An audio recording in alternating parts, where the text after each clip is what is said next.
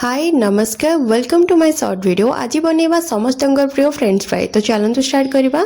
प्रथम ये boil potato नहीं भल भाव में मैश करनवा जमती गोटे भी बॉल्स न रुए। एवं ऐड करनवा स्वाद अनुसार लुण को ता सहित किसी स्पाइसेस गोटे pinch red chili powder chili flakes गोटे चमच जीरा पाउडर ता सहित टिके गरम मसला ता सहित ये आम आड करनवा किसी कॉर्नफ्लोर को बाइंडिंगनेस ताकू देकी भल भाव गोटे डो प्रस्तुत करनवा। गोटे बटर पेपर को नेबा बेलन बाड़ी को लेकिन एमती ताकू बेली नेबे ता द्वारा भी फ्लैट हो ना गोटे प्लेट उपर किसी तेल को लगे नेबे ताकू भी बेली नेले पूरा भल भाव फ्लैट हो जाए। तापर छुरी साहाय्य ताकू एमती सरू सरू करके काटी नेबा आपको जो शेप दरकार जमीती काटी सारा पर गैस रे पैन को गरम कर नहीं थी से आड करनवा फ्रेंच फ्राई को पूरा तेल भलसे गरम हो सारा पर ही से सब आड करेंगे। देन आमको छाणी नेली भल भाव लाइट गोल्डन ब्राउन है पर्यंत ये रेडी गला फ्रेंच फ्राई।